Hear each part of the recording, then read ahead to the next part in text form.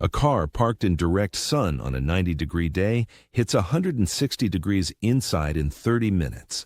160. That is the temperature of a slow oven. A person hits heat stroke at 104 degrees core temperature. The city's official answer to that? Sweep the lot, tell you to move along. Move to where? The shade 2 blocks over has a 2-hour limit and a $75 ticket. The tricks in this video cost under $30 combined. Most of them cost nothing. Cities haven't banned them because they're dangerous. They banned them because they work. And the ones they couldn't outright ban, they just made sure you'd never hear about. More than 300 cities, according to homelessness advocacy organizations, have added new restrictions since the Supreme Court's ruling in June of 2024. The game changed. The tricks didn't. Stay with me, because the last one on this list is the one almost nobody on the street knows, and it's the one that can change your entire situation. If the heat is the thing beating you this summer, or you've ever needed to stretch a dollar until it tears, subscribe. This channel teaches what actually works. I spent more winters than I'll admit sleeping in a car, more summers baking in lots I had no business being in. I'm not here to tell you it was easy. I'm here to tell you what worked. The obvious answer is always the same one. Just go to a shelter. Here is what nobody tells you. The coldest nights and the hottest days, the nights when you need it most, that is exactly when every bed is already gone. The National Alliance to End Homelessness documented that many cities operate at 90 to 100% shelter capacity during extreme weather events. Not 80, 90 to 100. During the 2021 Texas freeze, shelters in Austin turned away hundreds at the door. During Chicago's polar vortex in 2019, overflow was reported across the system, and many shelters won't take couples, won't take pets, require sobriety. Those are documented barriers, not rumors. My honest word on shelters, call 211 first, every time. It connects to real-time bed availability in most major cities. Free call, free text. When a bed is there, use it. What I'm about to show you is the layer underneath, for the nights when 211 comes back empty. Here is the pattern that ties all 10 of these together. Cities regulate visibility, not survival. Every single trick on this list is either fully legal or has a legal twin one step to the side. The rules don't restrict the thing itself. They restrict where you can be seen doing it. Once you understand that, the whole system opens up. Number 10. The $10 shower. Hygiene is survival infrastructure. Skin infections, employability, mental health. Staying clean affects all three. Planet Fitness runs a classic membership at $10 a month. Unlimited showers, climate control. Most locations run 24 hours or close to it. Their Black Card tier at $25 a month gives you access to any Planet Fitness in the country, which matters if you're moving around. That's 33 cents a day for a daily shower and a climate-controlled space. Some high-traffic locations have pushed back on extended non-workout locker room use, and local news stories out of Phoenix, Denver, and Portland documented confrontations. But corporate policy does not prohibit homeless members. You pay the fee, you're a legal member. The YMCA offers sliding scale memberships, some starting at $0, partnered with local social services. Call 211 and ask about subsidized gym access in your city. And in July, on a day pushing 95 degrees Fahrenheit, 35 Celsius, the gym is also a cooling center. Noon to 3 in the afternoon, the worst heat of the day, you're inside at 72 degrees. That is not a side benefit. That is the whole strategy. Number 9. The library. Public libraries are tax-funded and legally required to serve the public without charge. Climate-controlled. Outlets, Wi-Fi, computers, restrooms. The American Library Association issued guidance in 2021 that libraries cannot discriminate against patrons based on housing status. Many cities have formal agreements designating libraries as cooling centers during declared emergencies. Phoenix has them, Chicago, Seattle, Los Angeles. A library visit from 10 in the morning to 4 in the afternoon covers 6 of the hottest hours of a July day in most American cities. Core temperature protection. No purchase, no membership. Walk in and sit down. Use it for what it is there for. Charge your phone. Use the internet. Search for work. Nobody is timing you for that. Number 8, water and a charge. Most fast food restaurants will give you a cup of tap water without a purchase. In California, state law requires it. Elsewhere it is policy, not law, but rarely denied. Look for refill stations in city parks. New York City's Parks Department has hydration stations marked with a blue tap symbol. San Francisco and Denver have them too. Free, publicly accessible, on charging. Starbucks changed their policy after a real, documented event. On April 12, 2018, Rashawn Nelson and Dante Robinson were arrested at a Philadelphia Starbucks for sitting without making a purchase. It was covered nationally. The CEO issued a public apology, and the company changed their policy to allow non-purchasing customers to use the space. That policy is still in effect. A business can ask you to leave, and if you don't leave after being asked, that is trespass. Until that moment, you are a patron in a public-facing commercial space. Know the line. Portable battery bank, 10,000 milliamp hours, $15 to $25. Car charger for vehicle dwellers, $8 to $12. Carry a full charge and you stop hunting for outlets. Number 7, customer camouflage. Security, staff, and police use behavioral cues, not X-ray vision. Phone in hand, cup on the table. Purposeful movement. The cognitive shortcut is real and documented in retail research. A person with a drink and a purpose looks like they belong, and the law is actually on your side. A loitering ordinance requires remaining somewhere without a lawful purpose. In a business, a lawful purpose is being a customer or intending to become one. The Supreme Court struck down a vague loitering law in Papatristou versus City of Jacksonville in 1972. What is actually enforceable is trespass after warning. That is the real legal line. A $1 item from the dollar menu makes you a customer. That is a true statement. You are a customer. On a 90-degree day, 32 Celsius, the air conditioning inside a 24-hour McDonald's sits at 72 degrees. 18 degrees of difference that can prevent heat exhaustion. $1. Rich folks call it knowing where to be. We called it Tuesday. Number 6, the sign is free speech. Passive sign holding asking for money is protected First Amendment speech. Multiple federal courts have confirmed this. The Seventh Circuit struck down an ordinance banning panhandling in median strips in Norton versus City of Springfield in 2015. Nashville's panhandling ordinance was struck down by a federal court in 2018.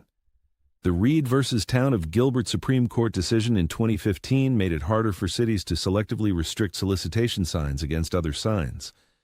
What survives First Amendment scrutiny is narrow: no following, no touching, no blocking, no standing in roadways. Those time, place, and manner restrictions hold up. Simple, passive sign holding does not fall under them. The ACLU documents ordinances being enforced even after courts strike them down. Knowing your rights is the protection.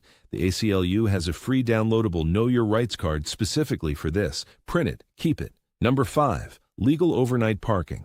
The Supreme Court's City of Grants Pass versus Johnson decision on June 28, 2024, 6-3, written by Justice Gorsuch, overturned the framework that had protected people from sweeps when shelter was unavailable. In the months after, San Francisco, Portland, and Seattle launched major sweep operations. Los Angeles Municipal Code, Section 8502 bans vehicle habitation within 500 feet of a residence, school, or park between 9 at night and 6 in the morning. San Diego has one. Seattle has zones. More than 100 cities now have vehicle habitation ordinances. The legal version is 245 million acres. Bureau of Land Management dispersed camping, 43 CFR Section 8364.1, 12 western states, no permit, 14 consecutive days in any one location, then move and your clock resets. Free, legal. Check maps.blm.gov for road access and closures. National forests have similar rules. Safe parking programs are real and operating. New Beginnings Counseling Center in Santa Barbara has been running one since 2004, one of the oldest in the country. Safe Parking LA and Safe Parking San Diego are city-supported programs. Designated legal overnight spots. sometimes with services attached. More than 30 cities have them. Call 211 and ask for safe parking in your area. That is a real call you can make today. Notice what all of this has in common. Every legal twin exists. The dangerous version is illegal. The safe version is just unknown. That is not an accident. The street figured this out a long time ago. The knowledge just did not travel to the people who needed it most. Number 4. Mylar on the windows. I've cut foil to fit a windshield with a pocket knife in a parking lot at first light before the heat woke up. You work fast because once the sun clears the buildings, a car becomes an oven. What you're putting up is Mylar, and it works on radiation, not insulation. That distinction matters. Insulation slows conduction through materials. Mylar blocks the sun's direct radiant energy. It reflects up to 90% of infrared radiation back out before it heats the interior. A car with all windows covered in reflective material stays 30 to 50 degrees Fahrenheit cooler, 17 to 28 Celsius, than an uncovered car in direct sun. Documented in automotive thermal studies, combined with cracked windows, it makes midday survivable. Removable interior shades are not subject to window tinting laws. Tint laws measure light transmission through the glass itself. These are placed from inside and removed before driving, and no legal issue. Reflectix double bubble foil comes in a 25-foot roll at Home Depot for about $25 to $30. Cut it once to each window shape and it lasts for years. Pre-made windshield sunshades run $10 to $20 at Walmart. Emergency Mylar blankets, 5-pack, $7 to $10 on Amazon, sometimes $1 a piece at Dollar Tree. Full vehicle coverage, 6 windows plus the windshield, runs $25 to $40 total. In winter, that same Mylar wrapped around your body in still air reflects your own radiated heat back to you. Less effective in wind because wind bypasses the radiant layer. Know what you're using it for. Number 3. Warming without fire. Even in July, night temperatures drop. The desert knows this. 3 methods, each verified, each legal, each cheap enough that price is not the obstacle. Chemical hand warmers, hot hands, heat max, iron powder, oxygen, salt, water, exothermic oxidation. Surface temperature between 100 and 135 degrees Fahrenheit for 10 to 18 hours per packet. A 10-pack at Walmart costs $8 to $10. Placed against your core, chest, groin, armpit, they extend your survivable range through a cold night, never directly on skin. That surface temperature burns at sustained contact. Put them inside a sock, the vapor barrier liner. Your body sweats even in cold. That moisture moves through your sleeping bag insulation and wets it from the inside, which collapses the bag's rating. A thin plastic trash bag from Dollar Tree, opened up and laid inside the bag between you and the insulation, stops that moisture transfer. This adds 10 degrees Fahrenheit, 6 Celsius, to your bag's effective rating. It makes you sweat more, so drink water before you sleep. Hot water bottle. 1 liter of boiling water holds roughly 230 BTUs of heat. It cools slowly over 6 to 8 hours. A rubber hot water bottle runs $8 to $15. A Nalgene works identically. Wrap it in a shirt before it goes near your body. Direct contact at boiling temperature burns skin. The wrapped bottle at your core is the oldest winter trick there is, and it still works. The same pattern runs right through these. The system does not need to make survival illegal. It just needs to make sure you do not know what is already legal. Information asymmetry is the real suppression mechanism, not a conspiracy. An arrangement, the rearrangement is knowing what they did not tell you. Number 2, dumpster diving in the Supreme Court. In 1988, the Supreme Court ruled 6-2 in California versus Greenwood that there is no reasonable expectation of privacy in garbage left for collection in a public place. Once trash is placed for pickup on public property, it is legally abandoned. Federally, dumpster diving is not a crime under that precedent. That is the Supreme Court of the United States. What is restricted is trespass. Dumpster behind a fence in a lot posted no trespassing. That is trespass to reach it, regardless of what is inside. Los Angeles Municipal Code, Section 66.32 prohibits scavenging recyclable materials. New York City Admin Code, Section 16-118 has a similar provision framed as theft from the collection contractor. The line is the property boundary, not the act. Accessible from a public sidewalk, no fence, no posted signs. The Greenwood principle applies. Food. Not Bombs has been recovering and distributing food waste legally since 1980. 65 countries open operation. This is not fringe. It runs in the daylight. Summer food safety on this is serious. A dumpster in direct July sun can hit 100 degrees Fahrenheit inside, 38 Celsius. Food between 40 and 140 degrees Fahrenheit for more than 2 hours is potentially unsafe. That window collapses fast in summer heat. Take sealed cans, sealed dry goods, factory packaging with no punctures. Skip anything that requires refrigeration, anything open, anything that smells wrong. Now, I want you to understand something about who benefits from you not knowing any of this. Cities spend an estimated $2,000 to $5,000 per person per sweep operation. That figure comes from Urban Institute analysis of programs similar to Los Angeles's, per person, per sweep, to move that person an average of 4/10 of a mile down the road. The encampment reforms within weeks.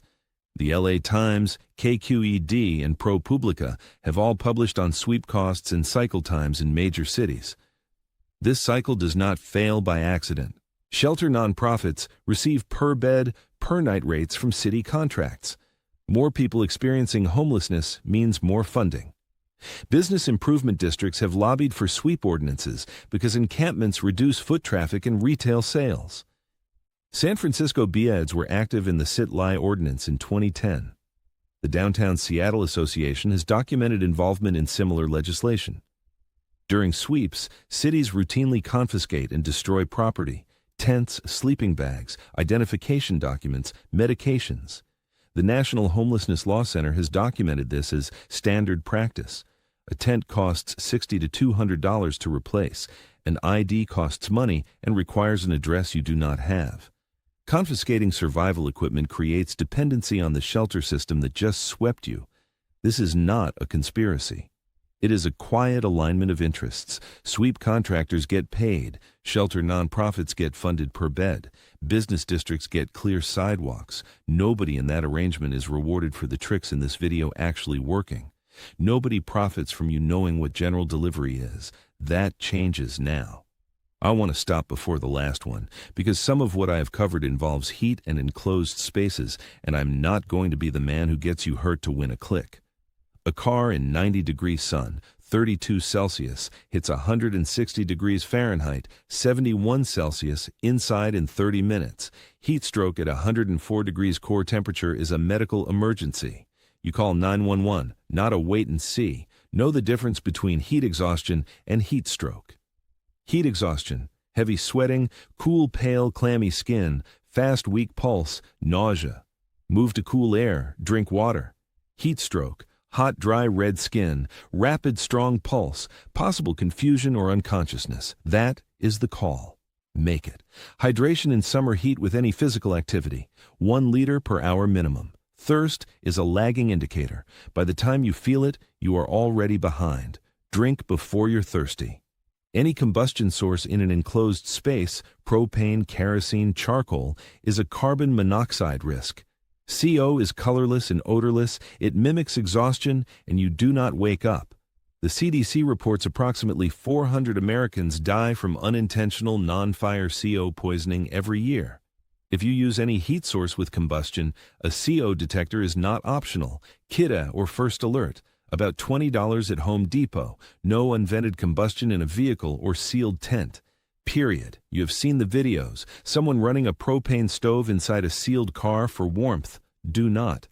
A single burner propane stove raises CO to dangerous levels in a sealed vehicle in 5 to 10 minutes. 200 parts per million causes headache. 800 parts per million kills within 2 to 3 hours. The Mr. Heater Buddy is rated for indoor use with ventilation. Ventilation means a cracked window at minimum. A sleeping person cannot monitor CO levels. A CO detector is the only thing standing between you and a quiet end. $20, not optional. Cardboard directly on hot summer asphalt in direct sun. Asphalt surface temperatures reach 140 to 160 degrees Fahrenheit, 60 to 71 Celsius in midday heat. Ground conduction transfers that directly to you. In shade at night in cold weather, cardboard insulates well. In midday summer sun, it can injure you. Context is everything, and the wool blanket and tarp shelter you see on survival channels. Wool insulates when damp, not when soaking. Sustained rain saturates it. A tarp handles rain from above, but ground moisture wicks up from below without a vapor barrier. Works for intermittent rain. Fails in a downpour. Wool is the backup layer, not the plan. I know what some of you are thinking. This is dangerous advice to give people. You are right that people die out there. That is precisely why every method on this list has its warning built in. I am not telling you to run a propane heater in your car. I am telling you the CO detector is not optional if you do. The tricks that keep people alive are the ones that come with the real rule attached, not just the method. Some of you think the library will move you along. Many won't. Check your branch. The American Library Association's guidance says they cannot discriminate based on housing status. That guidance exists in writing. And some of you think people on the street already know all this. Some do. But I have been in those situations and met people who had never heard of general delivery, never thought of a gym membership as a survival tool, never knew what BLM land was. The information gap is real. That is why we are here. Number 1. General delivery. The United States Postal Service will hold mail at any post office in America for any person, with no permanent address required. This has been federal policy since the 19th century. It is called general delivery. It is documented in USPS Domestic Mail Manual, Section 508 Round 8. It costs nothing to receive. Almost nobody on the street knows it exists. Here is how it works. Your full name, then the words general delivery, then the city, state, and zip code of the main post office in that area. Not a branch, the main office. Present a photo ID at the counter. Mail is held for 30 days. That is the complete process. Here is why this matters more than every other trick on this list. Without a mailing address, you cannot receive a replacement state ID or driver's license. You cannot receive Social Security correspondence. You cannot receive SNAP letters or tax refund checks. You cannot receive a job offer letter. You cannot register to vote in most states. Every single one of those systems requires an address, and the absence of one creates a loop that is almost impossible to break from the outside. General delivery breaks the loop. Appalachian Trail and Pacific Crest Trail thru hikers use it routinely. It is in every major trail guide. No stigma. It is just a postal service anyone can use. The National Coalition for the Homeless recommends it as the primary solution for mail access without an address. The practical limitation: call the post office ahead of time to confirm they accept general delivery at that location. Large cities typically have 1 or 2 offices that handle it, not every branch. The reason almost nobody on the street knows this exists: the USPS does not advertise it. Social service workers know it. Most people who need it most do not. That is not a ban. It is suppression by obscurity. And that is exactly the mechanism this entire video has been about. Forgot. And when you hold that knowledge, you stop being invisible to the system. You become someone who can work it. Let me tell you exactly what the general delivery chain looks like in practice, because I glossed over the mechanics and they are worth sitting with. You write the address on an envelope. You get someone to mail it to you, or you use it as the return address when you apply for a state ID online. The replacement ID arrives at that post office. You walk in, show whatever identification you still have, even an expired one in many states, and you receive the envelope. Now you have a state ID. Now you have a mailing address on record. Now you can open a bank account. Now an employer can send you paperwork. Now you can receive a tax refund. The state ID is the first domino, and general delivery is the hand that tips it. I have watched people spend months trying to reconstruct their identity documents without an address, cycling through shelters and social service offices, filling out forms that require addresses they don't have. One piece of information broke that loop. One thing nobody thought to tell them: the documented population living in vehicles in high-cost cities is not who most people picture when they hear the word homeless. Safe Parking LA published data showing the majority of participants in their program were working adults, people with jobs, people who could not afford first and last month's rent and a security deposit in a city where average rent exceeds $2,000 a month. They were not in crisis in the way the stereotype runs. They were engineering a solution to a math problem that didn't add up. A car is not failure. A car is a decision you make when the alternative is a shelter with a 90% occupancy rate and a no pets rule and a 6 in the morning curfew that conflicts with a 5:30 shift start. People on the street are making rational decisions with the resources they have. What they are missing is not intelligence or discipline. It is information. It is knowing that BLM land exists, that 211 will find them a safe parking spot, that the post office is holding their mail. There is a reason the tricks that actually work spread slowly.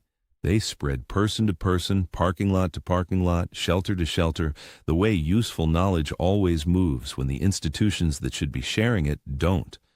Your grandparents learned to put newspaper between their layers in a winter that had no forecast and no fallback. They did not read it in a guide. Somebody who had been cold longer than them passed it sideways. The knowledge traveled the same way a fire travels, to the next person standing close enough to catch it. That is what this is, passing it along. So here's what I would do before the sun is up tomorrow. Call 211 and ask 3 things. Is there a safe parking program in this city? Is there a subsidized gym membership available? And what is the address of the main post office? Those 3 calls get you a legal overnight spot, a daily shower and cooling center, and a mailing address that starts unlocking every system that requires one. Mylar on the windows, $30, makes midday survivable. $1 at McDonald's buys hours in the cool air. A chemical hand warmer in a sock keeps your core warm through a desert night. Remember the car I described at the top of this, 160 degrees in 30 minutes. The city's answer to that cost them $2,000 to $5,000 per person per sweep to move you 4/10 of a mile. The answer I just gave you costs $30 in a phone call. That is the whole story. That is what this entire video has always been about. What is the cheapest trick that ever got you through a bad night? The real ones, the things you worked out yourself, or somebody passed to you sideways in a parking lot at 2 in the morning. Drop it in the comments. I read everyone. Stay cool, stay sharp, and remember, the people the world walks past know things the rest of us forgot.